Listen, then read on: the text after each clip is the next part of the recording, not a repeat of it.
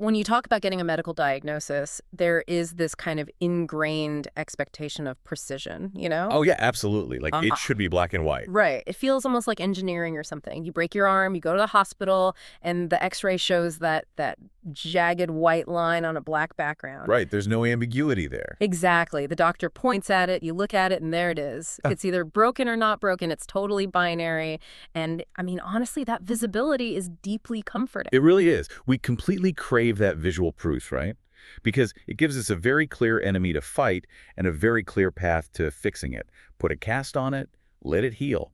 But then you step into the world of oncology, specifically when you ask the seemingly simple question, like, what is breast cancer? Yeah, that's where the metaphor totally breaks down. It does. Suddenly that metaphorical x-ray machine just shatters because Yeah. you aren't looking at a clean break anymore. You're looking at this diagnostic landscape that is incredibly murky, highly technical, and, just emotionally overwhelming. Overwhelming is probably an understatement. For sure. And the bizarre thing is you likely have the sum total of human medical knowledge sitting right in your pocket on your smartphone. You can literally look up anything. But that doesn't necessarily help. Right, that's the question. Does having access to all that raw data actually make you feel more informed? Or are you just like drowning in data while completely starving for actual understanding? That is the central paradox we're living in right now, especially in healthcare.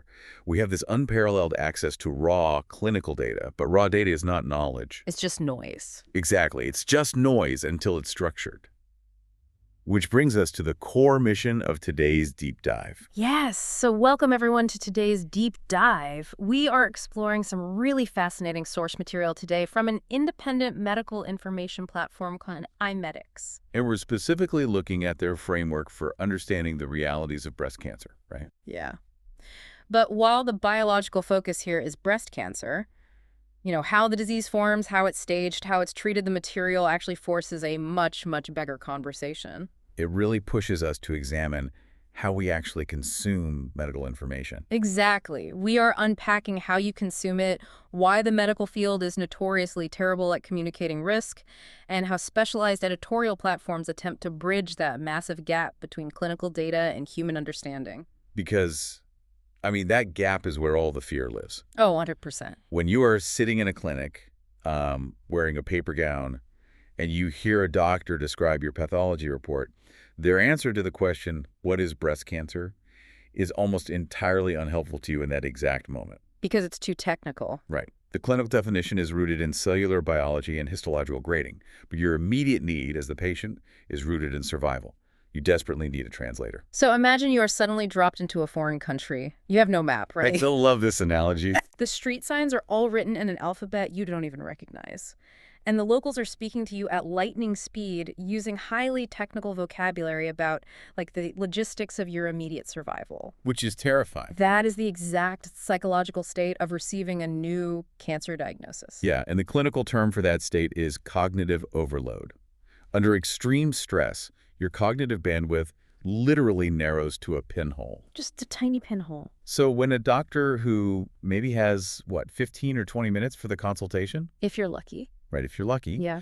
When they try to impart 4 years of medical school and specialized oncology training into that tiny bandwidth, the message simply bounces off. And what happens next is incredibly predictable. You go home, you sit on your couch, you open your laptop, and you type, "What is breast cancer?"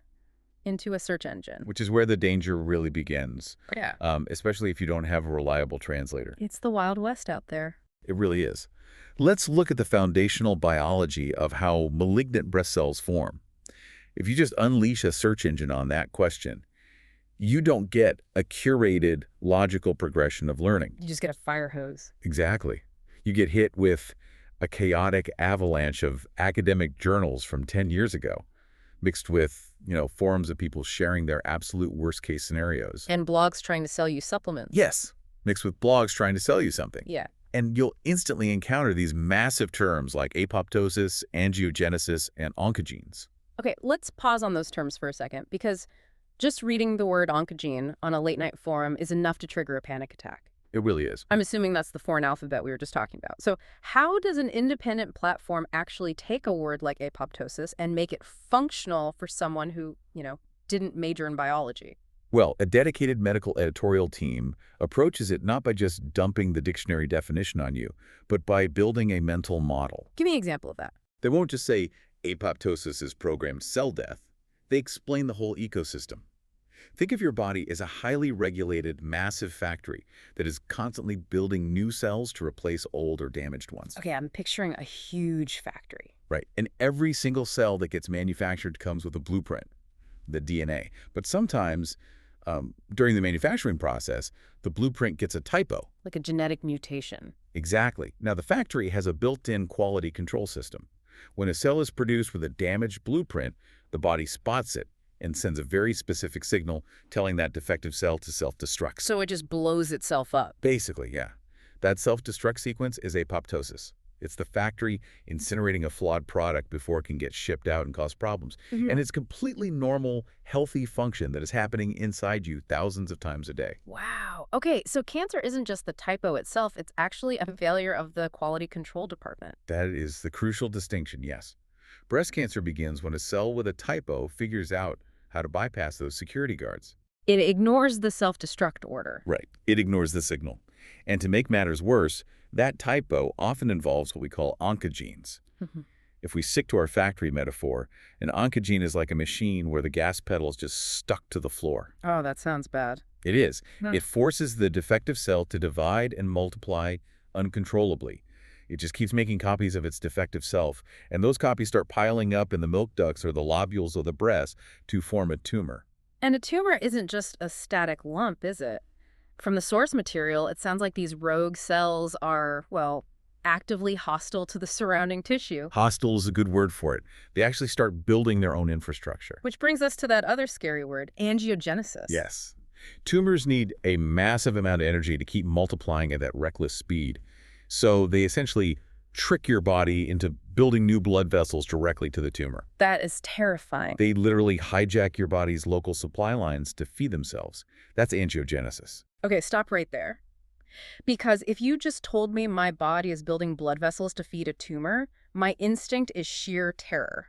Understandably so. But when you explain the mechanics, the typo, the broken self-destruct button, the hijacked supply lines, the terror actually starts to shift into this weird kind of clarity. It makes it tangible. Right. I'm no longer fighting a ghost. I actually understand the mechanics of the machine that is broken inside my tissue. And that shift from terror to clarity is the entire purpose of a structured medical information platform.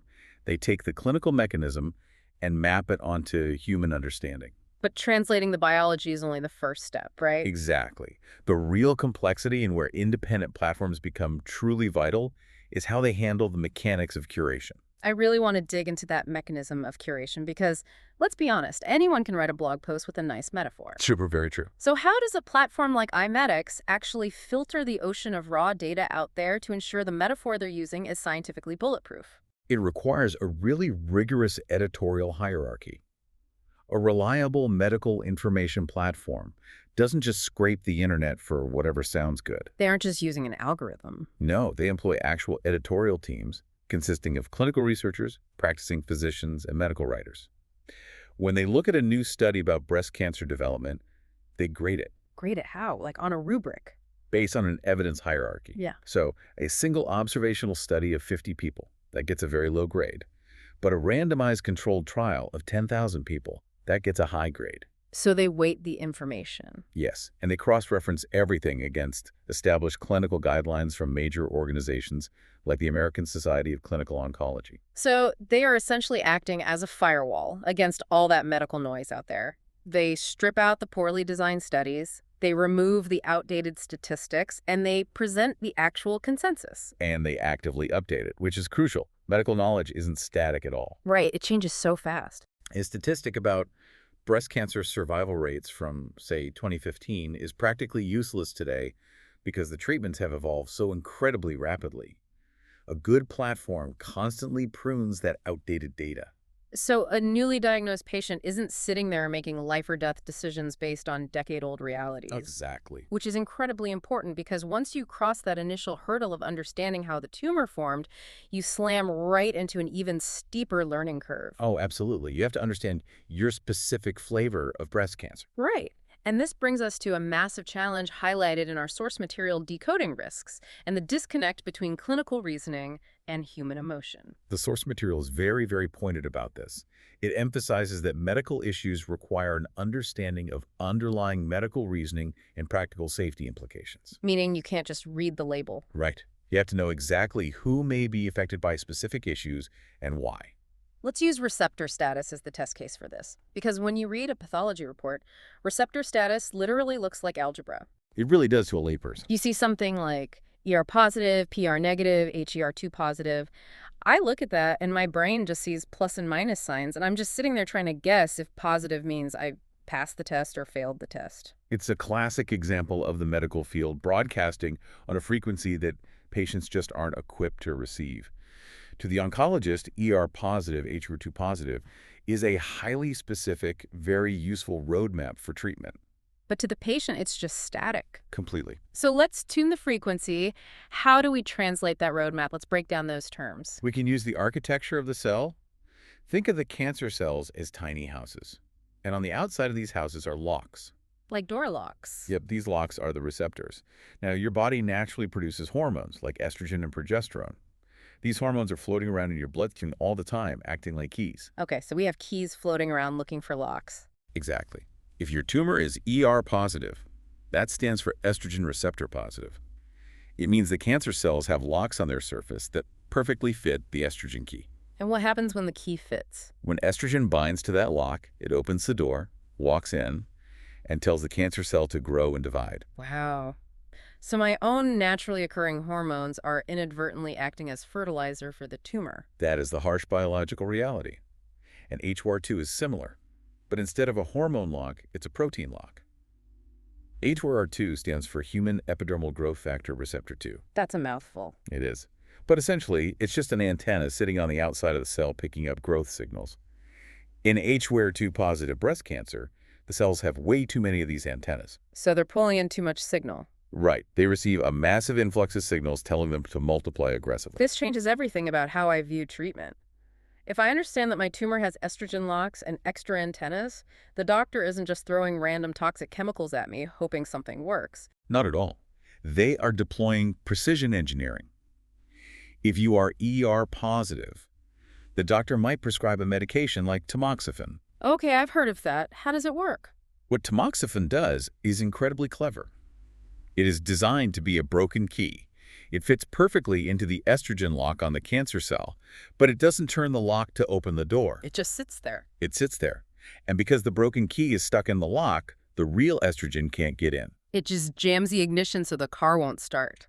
That is brilliant. Isn't it? Or, depending on your age and menopausal status, they might prescribe a totally different class of drugs called aromatase inhibitors. How are those different? Well, instead of jamming the lock, an aromatase inhibitor actually shuts down the factory in your body that makes the estrogen keys in the first place. No keys, no unlocked doors. The tumor starves. I am amazed by how elegant that is when you actually explain the mechanism. But this brings us right back to the psychology of risk. Because every drug has side effects. Right. Let's say I understand my treatment. I know I'm taking a drug to target the HER2 antennas. I go online to read about my new medication, and I see a warning for cardiotoxicity heart damage. A very common warning for those drugs. And the warning says there is a 2% risk of this complication, but I am operating in a space of sheer emotional terror. I don't see a 2% statistic. No, your brain doesn't process the math. Exactly. My brain immediately translates that to a 100% certainty of harm. I tell myself, my heart is going to fail if I take this. You've just hit on the most dangerous communication breakdown in modern healthcare. The vast difference between statistical risk and perceived danger. They are miles apart. Clinical medical reasoning evaluates risk in aggregates. To a regulatory body or an oncologist, a 2% risk means that out of 100 people, 2 might experience a drop in heart function, but the drug will aggressively shrink the tumors in a massive percentage of the other 98. So the doctors see that as a win. The medical field accepts that mathematical trade-off is a profound success. But I don't care about the other 98 people. I am the patient. I am a sample size of 1. Emotional reasoning doesn't do aggregate math. And honestly, it shouldn't have to. The problem is that raw medical data strips away the context of who actually makes up that 2%. A raw warning label just screams, heart damage. Which is terrifying. This is exactly where platforms like iMedix and specialized drug databases become literal lifesavers. They take that terrifying 2% and they contextualize it by explaining the who and why. How so? Give me the context for that 2% risk. A well-structured database will explain that the 2% risk of cardiotoxicity is not distributed like a random lottery ticket across all patients. It's not totally random. No, the risk is heavily concentrated in patients over the age of 65 who already have pre-existing cardiovascular disease, hypertension, or who have previously received a specific type of older chemotherapy. Oh, wow. So if I'm a 42-year-old with a perfectly healthy heart and low blood pressure, my individualized risk is nowhere near 2%. It might be a fraction of a percent. And further context reveals that the heart issues associated with these targeted HER2 therapies are often reversible once the medication is stopped. Unlike older chemo drugs. Exactly. Unlike the permanent damage caused by older drugs. But if you didn't have a curated platform to provide that context, if you just read a raw list of side effects on a forum, You might refuse a highly effective, potentially curative medication out of a completely misplaced, uncontextualized fear. which happens far too often. That is a staggering practical safety implication. The misunderstanding of the data literally leads to rejecting the cure. The information gap isn't just an inconvenience, it actively dictates patient outcomes. It dictates survival. And the frequency mismatch between clinical data and emotional reception isn't limited to medications. It's arguably even worse when we talk about disease staging. Oh, staging is terrifying. Because staging is what dictates the entire treatment strategy. Yet it is so universally misunderstood that it causes endless unnecessary trauma. We've been conditioned by movies and television to treat staging like a countdown clock. You hear stage 3 and the dramatic music swells, and you assume the story is basically over. Right. Like your time is running out. But clinical reasoning doesn't view staging as a countdown clock at all, does it? Not in the slightest. Clinically, staging is simply a standardized geographical map of the disease. It's how doctors communicate the physical coordinates of the cancer cells in your body. I've always struggled with the old analogies for this, like, using a sledgehammer to fix a watch versus tweezers to build a house. It feels a bit clunky. It is clunky. I was thinking about it more like zooming out on Google Maps. I really like that. Walk me through the Google Maps analogy. Okay, so the formal clinical system is called TNM, right? Tumor node metastasis. Right. If we map that onto Google Maps, stage 0, which is often called DCIS, ductal carcinoma in situ, is like dropping a pin on a single specific house while you are zoomed all the way in on street view. That's a great visual. In situ means the cancer is sitting in its original place inside the milk duct. It hasn't crossed the property line into the surrounding breast tissue at all. That's incredibly accurate. And because the map is restricted to that single house, the treatment plan is highly localized. So you don't need systemic drugs. Exactly. You might just need surgery to remove the house and maybe some localized radiation. You don't need to bomb the whole city to fix a problem contained within one property line. Right. So then stage 1 and stage 2 are like zooming out to the neighborhood view. The primary tumor might be a bit larger. It has crossed the property line into the surrounding tissue, but it's still generally in the same local area. And this is where the N in TNM comes into play. The nodes. Ah, the lymph nodes. Yes. Lymph nodes are tiny bean-shaped structures that act like biological filters for your immune system. You have a cluster of them under your arm called the axillary nodes. Okay. In stage 2, or moving into stage 3, the cancer cells might have traveled through the lymphatic fluid and gotten caught in those filters. So stage 3 is like zooming out to the city view. The cancer has left the immediate neighborhood and is utilizing the city's transit system, the lymph nodes, but it hasn't left the metropolitan area. Yes, perfect. And because the disease has demonstrated the ability to travel via that transit system, your treatment strategy has to change. Because you can't just focus on the house anymore. You can't just treat the original house. You need systemic treatments like chemotherapy or targeted therapies that travel throughout the entire body to hunt down any cells that might be hiding in the transit network. Which leaves stage 4, the metastasis. That's zooming out to the national satellite view. The cancer has traveled through the bloodstream and set up secondary camps in distant organs, like the bones, the liver, or the lungs. Exactly. And understanding that map is empowering. When a patient understands that staging is a geography lesson, not a death sentence, they actually understand why their doctor is recommending a certain treatment. It removes the mystery. Right. A stage 1 patient understands why they might avoid chemotherapy entirely, while a stage 3 patient understands why systemic therapy is an absolute necessity to clear those transit lines. But the lack of this basic geographical understanding is a breeding ground for misinformation. The source material hints at this. When people don't understand the underlying biology of how cancer forms or how it travels, they desperately try to fill the void with myths. Because the human brain hates a vacuum. And the internet is very, very happy to provide those myths. Oh, absolutely. If the brain doesn't have a logical mechanism to explain a terrifying event, it will invent one or it'll just latch onto a simplistic narrative. Let's bust some of those myths right now because they illustrate the danger of uncurated information so perfectly. The one I hear constantly is the idea that wearing antiperspirant causes breast cancer or that underwire bras trap toxins in the lymph nodes. I hear that one all the time. Yeah. There is zero biological mechanism for either of those claims, and countless massive peer-reviewed studies have completely debunked them. So how do the lymph nodes actually work? Your lymph nodes don't expel toxins through your armpit sweat. Your liver and kidneys handle toxin filtering. The antiperspirant myth likely started just because the physical location of the lymph nodes is near where you apply deodorant. It's totally confusing correlation with causation. Exactly. And then there's the sugar myth, sugar feeds cancer. I mean, I have seen people undergo devastatingly strict diets based on this single phrase. The sugar myth is arguably the most pervasive and physically harmful misconception out there.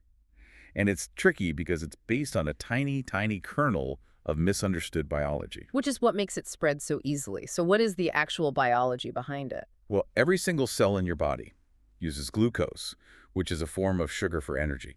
It is the fundamental fuel of human biology. Because cancer cells are dividing rapidly, they require a massive amount of energy, meaning they consume a lot of glucose. So the flawed logic is, if I stop eating sugar, the cancer cells will just starve to death. It's a completely linear, emotional assumption. But clinical biology doesn't work like that at all. Why not? If you drastically cut carbohydrates and sugar from your diet, your body doesn't just say, oh, well, I guess we have no more glucose. Your brain absolutely needs glucose to function. So what does the body do? Your liver will initiate a process called gluconeogenesis, where it literally breaks down your own muscle tissue and proteins to synthesize the glucose it needs to survive. Wait, really? Yes, the cancer cells will still get their fuel. They will just steal it from your decaying muscle mass. That is horrifying.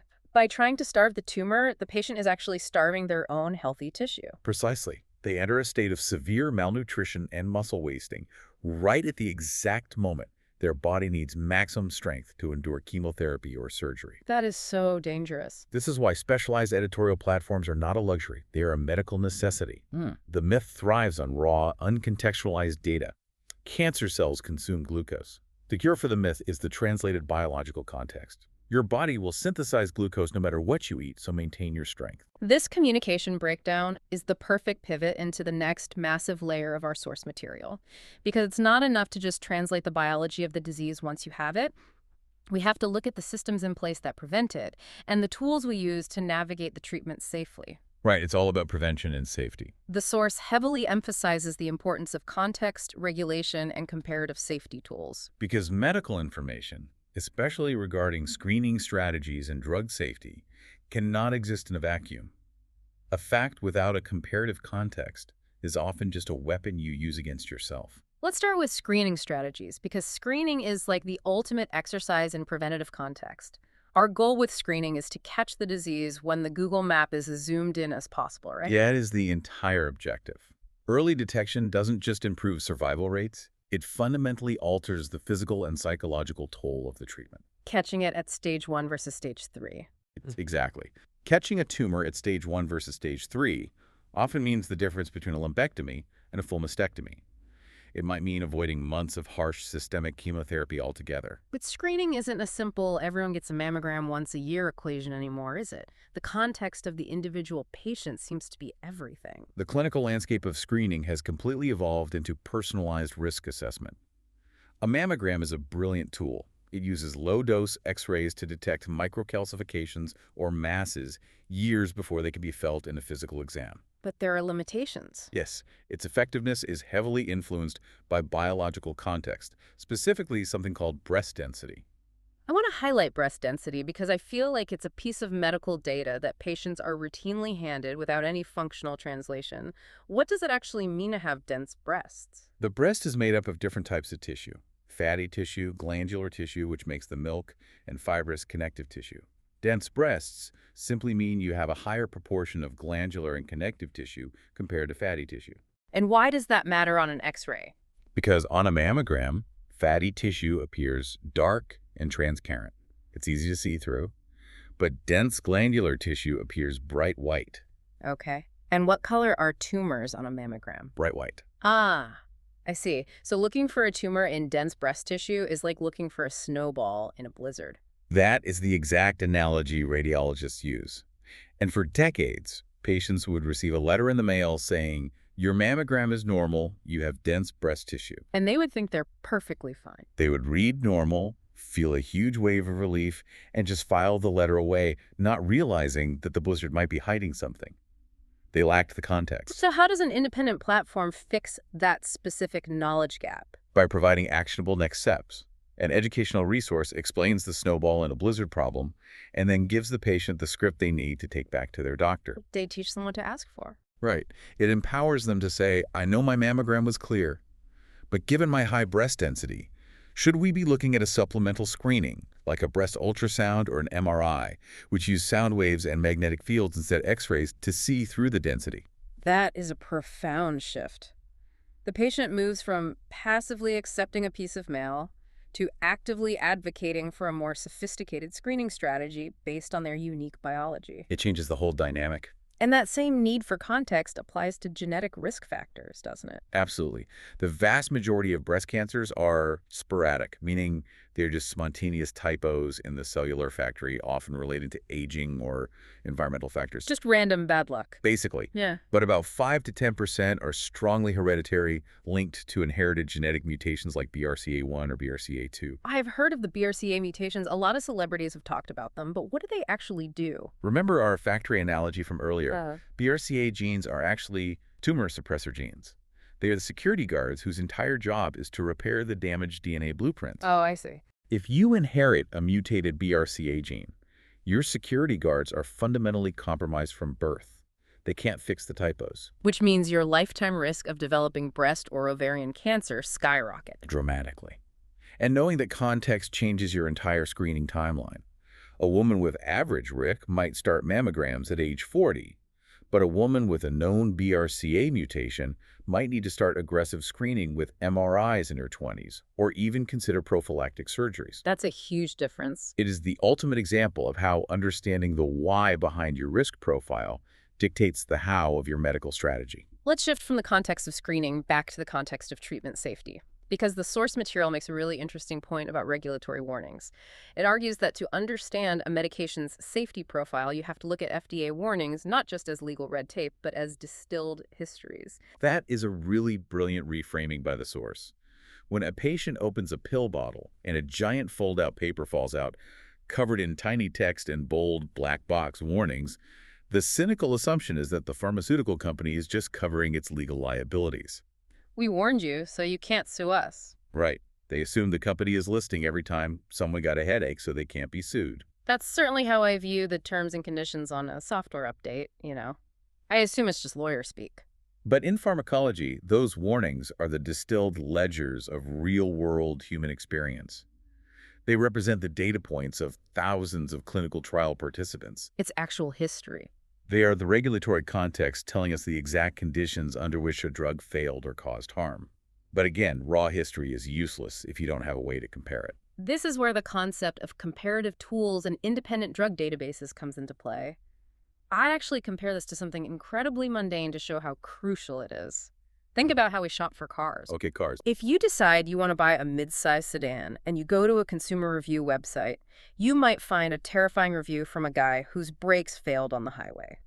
If that was the only piece of data you had, you would never buy that car. You might never buy a car again. You're operating in a total vacuum of fear. Exactly. But a good consumer database doesn't just show you the scary review, it structures the data.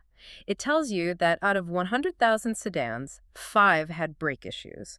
And more importantly, it compares that specific sedan safety record to every other midsize sedan on the market. To give you the full picture. It might reveal that the alternative cars actually have a much higher rate of transmission failure.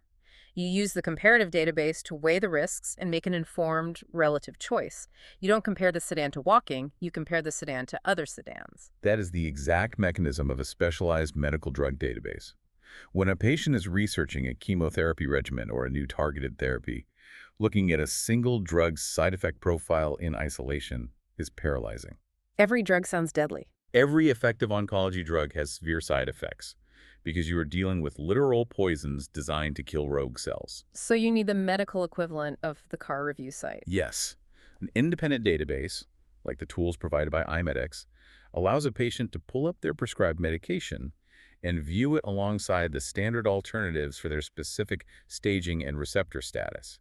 It brings the underlying medical reasoning right to the surface. Can you give me a tangible example of how a patient would use that comparative tool in a real-world scenario? Let's go back to our ER-positive patient who is prescribed an aromatase inhibitor. They look up the drug and see a side effect warning for accelerated bone loss, leading to osteoporosis. Which sounds awful. In a vacuum, they might think, I am not taking a drug that will shatter my bones. I'd rather take the older drug, tamoxifen. Because tamoxifen doesn't cause bone loss. Actually, tamoxifen can help preserve bone density in postmenopausal women. So the patient thinks they've solved the puzzle. But wait, I'm sensing a catch? If they use a comparative drug database, they will see the full picture. The database will show that while tamoxifen protects the bones, it carries a rare but serious risk of uterine cancer and blood clots, risks that the aromatase inhibitor generally does not have. Wow, so the database lays out the whole chessboard. It forces the patient and the doctor to look at the whole board. It changes the narrative from, this drug will hurt my bones, to a highly nuanced conversation. Given my personal medical history, maybe I have a family history of blood clots, but my bones are very strong. Which side effect profile is safer for me? You compare the sedan to the sedan. Exactly. You compare the risks in the context of your own body. This raises an incredibly profound question about the future of medicine. If we extrapolate this out, if platforms like iMedix succeed in their mission of providing universal access to translated, highly contextualized comparative medical data, how does that shift the fundamental power dynamic in healthcare? It essentially dismantles the paternalistic model of medicine that has existed for centuries. The old doctor knows best model. Historically, the doctor was the absolute gatekeeper of knowledge. They climbed the mountain, read the sacred text, came down, and handed the patient a decree. The patient's role was simply passive compliance. Take this pill, don't ask questions, I am the expert. Exactly. But when you arm a patient with a translated understanding of their biology, when they know their staging map, their receptor locks and keys, and the comparative risks of their treatments, they transform from a passive recipient into an active collaborative partner. I imagine that fundamentally changes the tone of the clinic visit. It changes everything. A patient operating in the dark walks into an oncology appointment driven by uncurated terror. Their primary question is often, am I going to die? Which is a question a doctor can't definitively answer. Right. But a patient who has utilized independent educational platforms walks in with a structured framework. They ask, given my dense breast tissue, shouldn't we add an MRI to my screening? They know the right questions to ask. Or they say, looking at the comparative database, I see this aromatase inhibitor has a higher risk of joint pain than tamoxifen. How do we manage that if it impacts my daily mobility? That is a completely different frequency of conversation. That is a patient who has a map of the foreign country, and they are navigating the streets alongside the local guide. And contrary to what some might think, good doctors deeply want that partnership. A collaborative relationship leads to much higher rates of treatment adherence. Because they buy into the plan. When a patient understands why they are experiencing a side effect, they are less likely to silently abandon their medication. They report issues faster, they manage their symptoms better, and ultimately, the clinical outcomes are statistically superior. But that utopian vision of collaborative medicine requires the infrastructure of independent platforms to translate the data first. The translator is the linchpin of the entire system. Without it, the data just sits in a silo breeding anxiety. Raw data without context breeds fear. Translated data with comparative context breeds empowerment. Perfectly said. Let's bring this all back to you, the listener, and summarize the massive journey we've taken in this deep dive.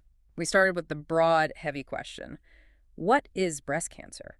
And we discovered that the answer is not a single biological definition. We explored the biology, certainly. We looked at the cellular factor, the typos in the DNA, and the failure of the apoptosis self-destruct sequence. And the blood vessels. Right. We mapped out how tumors hijack the blood supply through angiogenesis, and how they use receptors as locks and antennas to fuel their own growth. But more importantly, we realized that understanding that biology is an exercise in translation. We looked at the geographical map of staging, zooming out from the single house in stage 0 to the national highway system of stage 4. We unpacked why that map dictates whether you need localized surgery or systemic therapies. We also dismantled the dangers of the medical information gap. We saw how a lack of context allows myths about sugar and deodorant to thrive, causing genuine physical harm to patients. Starving yourself to starve the tumor. Exactly, which is so dangerous. And we saw how independent platforms and comparative databases are actively working to fix the broken frequency between clinical data and emotional reasoning. We learned that an FDA warning isn't just legal red tape, it's a history book. A vital history book. And we learned that to navigate risk, you have to use comparative tools to understand exactly who is at risk and why, rather than assuming a 2% statistic guarantees your personal destruction. Because knowledge is only valuable when it is structured, understood, and practically applied. When you recognize that your emotional reasoning is going to default to worst-case scenarios, you can intentionally seek out the curated platforms that provide the clinical context to bring you back to reality. Which is the ultimate shortcut to being truly well-informed. Whether you are researching a diagnosis for yourself, trying to be a competent support system for a loved one, or just trying to navigate the complexities of your own routine screenings, understanding how medical data is structured is how you build your map out of the foreign country. It's how you survive the cognitive overload. Exactly. Which brings us to the end of our deep dive today. But before we wrap up, I want to leave you with a lingering, provocative thought to mull over. We have spent this entire deep dive talking about the incredible tools, databases, and translation platforms required to make sense of the treatments we currently possess. The ones we already have. Right. In an era where you carry virtually unlimited raw medical data in your pocket, the gap in understanding basic medication safety and disease staging is still tragically wide. Billions of dollars are poured into pharmaceutical laboratories every single year to discover the next futuristic, miraculous chemical compound. But is it possible that the future of healthcare is actually less about developing new miracle drugs and more about building better systems to comprehend the ones we already have? If the X-ray machine of modern oncology is shattered and murky, perhaps the next monumental medical breakthrough won't be synthesized in a test tube at all. Maybe the next great cure is simply a better map.